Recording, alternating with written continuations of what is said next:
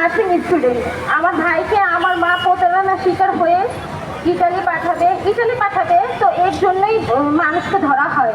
তো ওই মানুষ মনির দালাল ও ইটালি নামিয়ে লিবিয়া নিয়েছে আমার ভাইটাকে। লিবিয়া নিয়ে অনেক অত্যাচার করে জানেন, আমাদের থেকে 14 লক্ষ টাকা বলে যে 14 লক্ষ টাকা নিয়ে ইটালি নিয়ে যাবে ডাইরেক্ট। তো আমরা তো 14 লক্ষ টাকাই দিই। তারপরে সে লিবিয়া নিয়ে যায়, লিবিয়া গিয়ে অনেক রকম অত্যাচার করে, আমার ভাইকে মারধর করে, পানিতে চুবাইতে যায়, অনেক রকমের লাখল করে অত্যাচার করে, দেন আরও টাকা দাবি করে।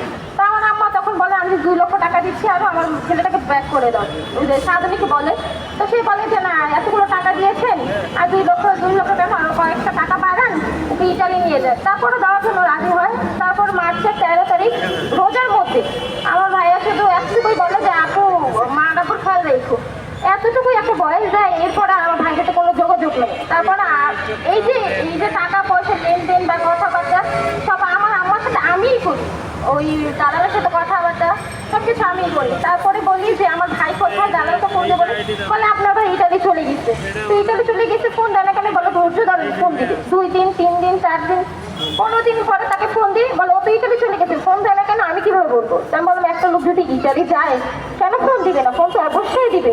সে বলে যে দিবে। এরকম করতে করতে 3 মাস নিয়ে যায়। তারপরে আমরা অনেকবার তাদের গ্রামে যাই, শরীয়তপুর আঙ্গাইয়া।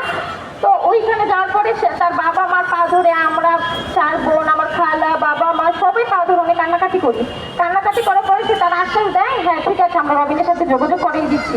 কিন্তু এইটা বললে আবার 15 দিন চলে যায়, পরে আবার আমরা গ্রামে যাই। এরকম করতে করতে প্রায় 1 মাসের পরে আমরা 10-12 দিন করে যাচ্ছি, বাট তারা কোনো খোঁজ খবর দেয় না।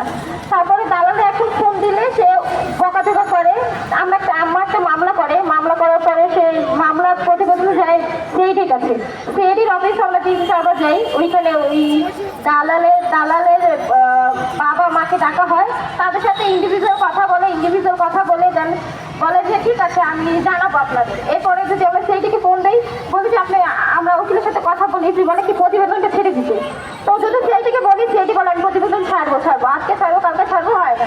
এর মধ্যে দালাল বলে যে সিআইডি কি করবে, কিছুই করবে না, সিআইডির সাথে আমার ডিল হয়ে গেছে, আপনারা কিছুই করতে পারবেন না। আপনাদের বললাম 10 লক্ষ টাকা দিতে, দিলে আপনার ভাইটার খোঁজ পাইতেন, এখন আর পাবেন না। এখন সিআইডিটা বলে। তারপরে আমরা আমার কাছে যাই, দূতাবাসের কাছে যাই, লিবিয়া এমবেসি, আমরা অনেক জায়গায় খোঁজ খবর নিই, কিন্তু আমার ভাইটার কোনো জায়গায় সন্ধান পাই না। এই ভাই করে বাবা বিজনেস সাথে লেগে গেছে। আমার অবস্থা অনেক খারাপ হয়ে গেছে। এই কয়েকদিন একটু রিকভার করে তাকে আনা হয়েছে।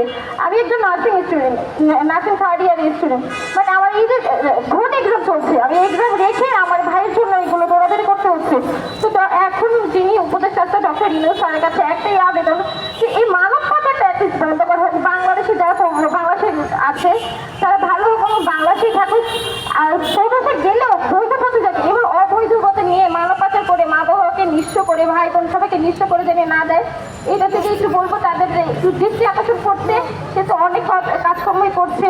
তো আমি বলবো যে এটা থেকে যদি একটু ডক্টর ইউনূস একটু মনোযোগ দিয়ে করে, আর আমাদের যদি একটু সহযোগিতা করে আমার ভাইটাকে ফিরে পাওয়ার জন্য, তার কাছে আসল নিবেদন যে সে যেন আমার একটু সহযোগিতা করে আমাদের ভাইটাকে ফিরে পাওয়ার জন্য। আর এই যে প্রশাসন আগে যা ছিল এখনো তেমন ইমপ্রুভ হয় নাই। এই যে টাকা দিচ্ছে তার কথাই বলছে, আমি যে বাকি আমার কথা না শুনে সে যে অন্যায় করেছে তার কথা শুনছে, তাদের সাথে যোগাযোগ করছে, বাট আমাদের সাথে যোগাযোগ না, আমাদের কাছে না। তো বলবো ডক্টর ইউনূস স্যারের কাছে যে একটু প্রশাসনের দিকেও একটু ভালো করে নজর দিতে জানে, এইগুলো তারা বন্ধ করে, আর আমার ভাইটাকে ফেরত পাওয়ার জন্য যেন আমাদের একটু সহযোগিতা করে। আমি এখানে আমার কথা শেষ করছি। আসসালামু আলাইকুম।